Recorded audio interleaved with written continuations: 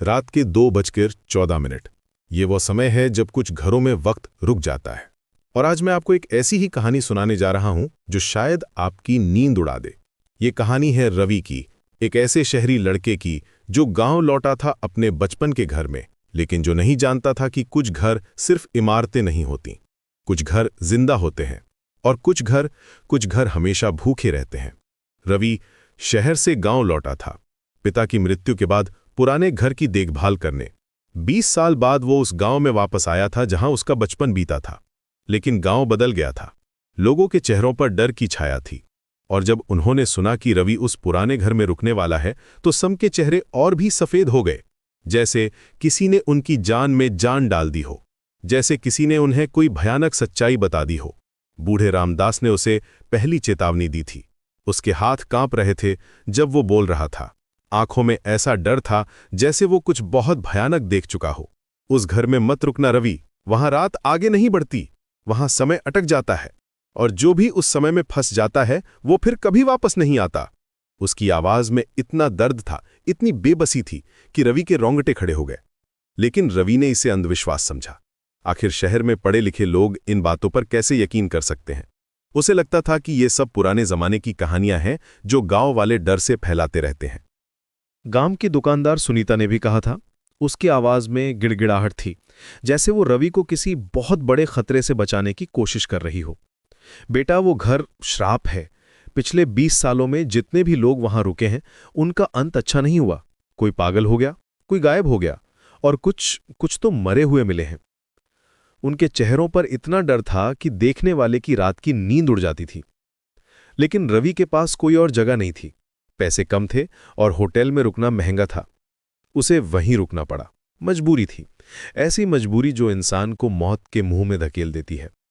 पहली रात रवि ने घर की सफाई की। धूल की मोटी परतें जमी हुई थी, ऐसी धूल जो सालों से जमा होती आ रही थी। मकड़ी के जाले हर कोने में लटक रहे थे, बड़े मोटे जाले जो देखने में ही डरावने लग रहे थे, जैसे किसी ने बहुत बड़े जाल बिछाए हों। पुराने कागजात देखे, पिता की फाइलें, बचपन की तस्वीरें, मां की पुरानी साड़ियां, सब कुछ सामान्य लग रहा था। घर में कोई अजीब बात नहीं दिख रही थी। बस एक पुराना सूना घर था जिसमें सालों से कोई नहीं रहा था। लेकिन हवा में कुछ था, कुछ ऐसा जो दिखता नहीं था लेकिन महसूस होता था। शाम को उसने खाना बनाया। गैस कनेक्शन बंद था तो लकड़ी के चूल्हे पर धुआं भरा हुआ था पूरा रसोई में। आंखों में जलन हो रही थी, लेकिन किसी तरह खाना बन गया। सादा खाना, दाल, चावल, सब्जी, लेकिन खाते वक्त लग रहा था जैसे कुछ स्वाद नहीं है, जैसे खाना बेजान हो। रात के 11 बजे वो सोने गया, लेकिन नींद नहीं आ रही थी। कुछ अजीब सी बेचैनी हो रही थी, जैसे कोई उसे देख रहा हो, जैसे घर की दीवारें उसे घूर रही हों, जैसे हर कोना, हर दरार से कोई आंख उसे देख रही हो। हवा में एक अजीब सी खुशबू थी, मिट्टी की, लेकिन कुछ और भी मिला हुआ, कुछ ऐसा जो सड़ा हुआ लगता था, कुछ ऐसा जो मौत की याद दिलाता था। रवि ने खिड़की खोली, लेकिन हवा और भी भारी हो गई, जैसे कोई अदृश्य हाथ उसके गले को दबा रहा हो, जैसे हवा खुद ही जहरीली हो गई हो। रात के 1:59 पर अचानक सब आवाजें बंद हो गईं। झींगरों की आवाज, हवा की सरसराहट, यहां तक कि घड़ी की टिक टिक भी बंद हो गई। एक भयानक सन्नाटा छा गया, ऐसा सन्नाटा जो कानों में दर्द करता है, जो दिल को डरा देता है, जो सांस लेना मुश्किल कर देता है। रवि को लगा जैसे पूरी दुनिया रुक गई हो, जैसे वक्त ने अपनी सांस रोक ली हो। और फिर उसके कान में किसी ने धीरे से कहा, सो मत, आज जागना पड़ेगा। आवाज इतनी पास थी कि रवि को लगा जैसे कोई उसके बिल्कुल कान के पास मुंह लगाकर बोल रहा हो। लेकिन सांस की गर्मी नहीं थी, सिर्फ ठंडक थी, बर्फ जैसी ठंडक। ऐसी ठंडक जो हड्डियों तक पहुंच जाती है, ऐसी ठंडक जो मौत की निशानी होती है। रवि का दिल तेजी से धड़कने लगा, इतनी तेजी से कि लगता था छाती फट जाएगी। वो उठकर बैठ गया।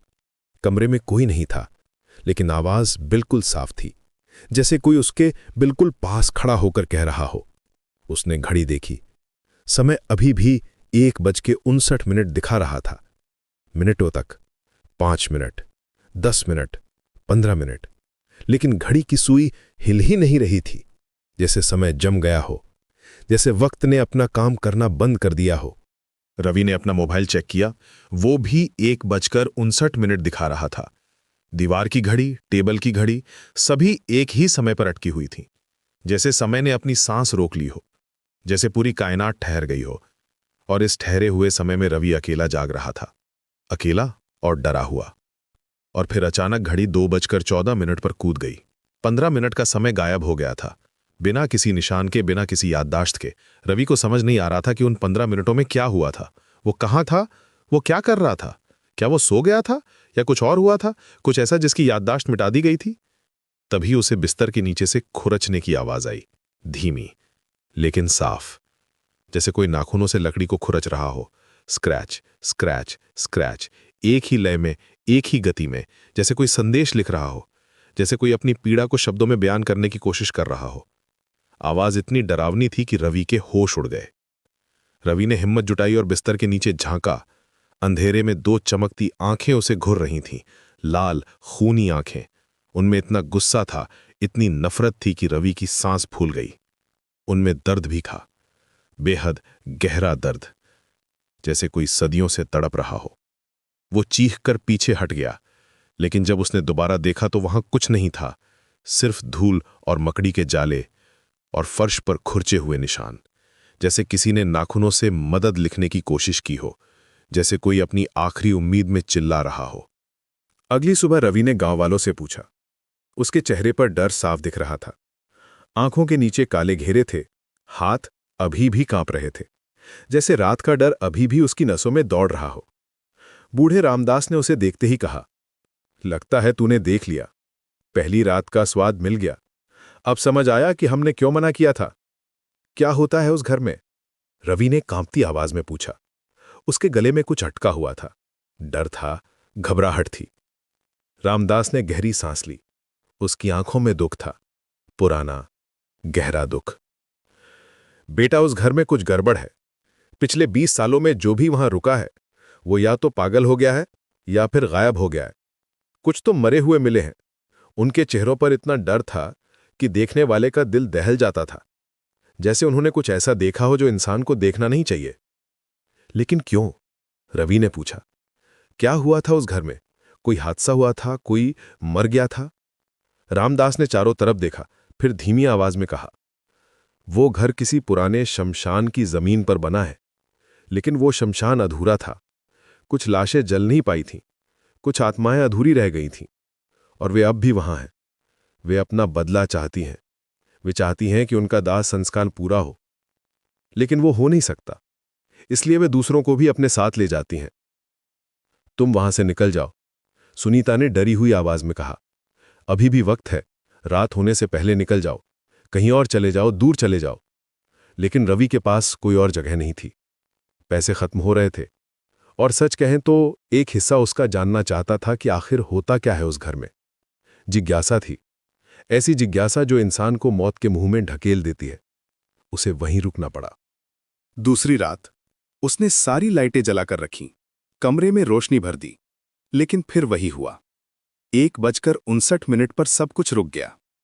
इस बार लाइटें भी टिमटिमाने लगीं, जैसे कोई उन्हें बुझाने की कोशिश कर रहा हो, जैसे अंधेरा रोशनी से लड़ रहा हो। और इस बार आवाज और भी साफ थी। हम सब यहीं से निकले थे। आवाज में दर्द था, गुस्सा था और उम्मीद भी, जैसे कोई बहुत देर से इंतजार कर रहा हो, जैसे कोई किसी से मदद मांग रहा हो।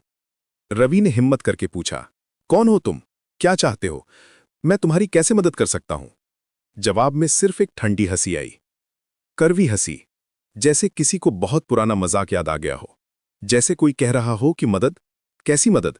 यहां कोई मदद नहीं है। और फिर घड़ी 2:14 पर कूद गई। इस बार रवि ने देखा कि बिस्तर के नीचे से एक हाथ निकल रहा है, सफेद सूखा हुआ हाथ। उसकी चीख निकल गई। हाथ धीरे धीरे बाहर आ रहा था, फिर बाजू, फिर कंधा, और फिर एक चेहरा, भयानक चेहरा।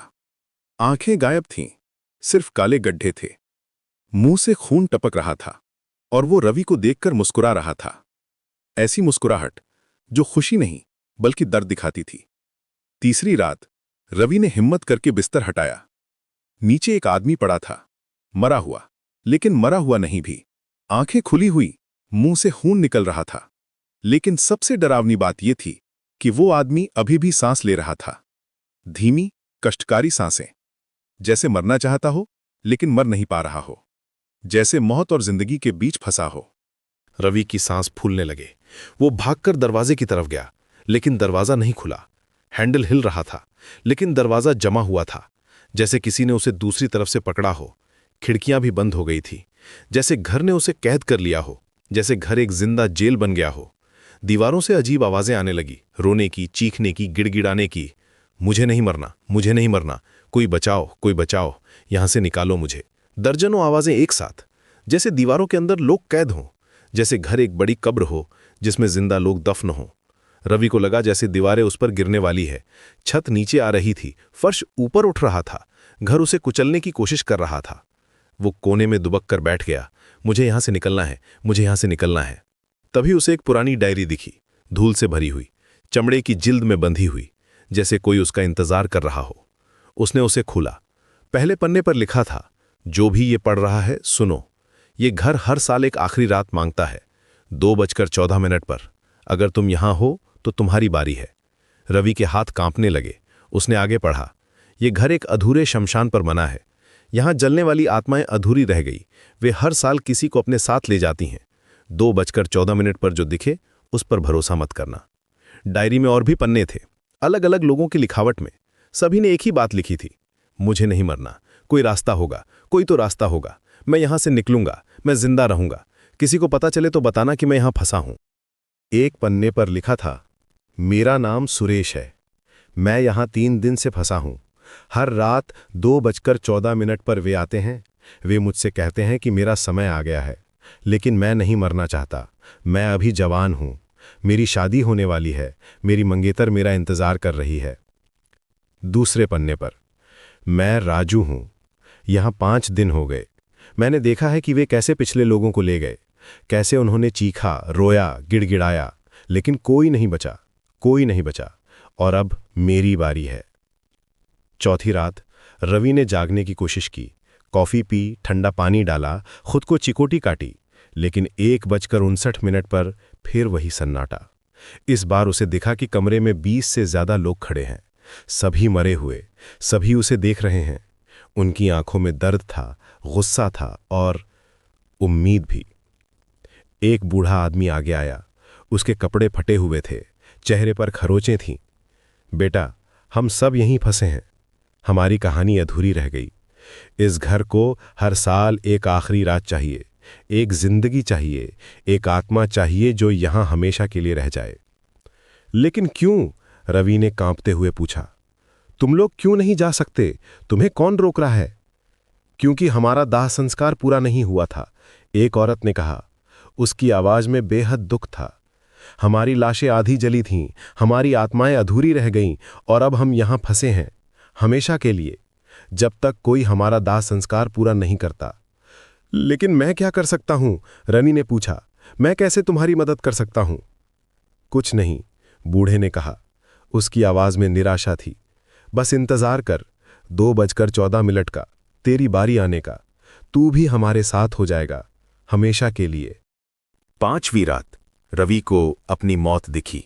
वो देख रहा था कि कैसे वो खुद चीख रहा है, तड़प रहा है, कैसे उसकी सांस फूल रही है, कैसे वो गिड़गिड़ा रहा है, मुझे नहीं मरना, मुझे नहीं मरना। मेरी माँ इंतजार कर रही है, मेरे दोस्त मुझे ढूंढ रहे होंगे, मेरे सपने अधूरे हैं, मेरी योजनाएं अधूरी हैं। लेकिन कोई नहीं सुन रहा था। आत्माएं सिर्फ देख रही थीं, बेबसी से, जैसे वे भी कुछ नहीं कर सकती, जैसे वे भी इस चक्र में फांसी हों, जैसे वे भी मजबूर हों।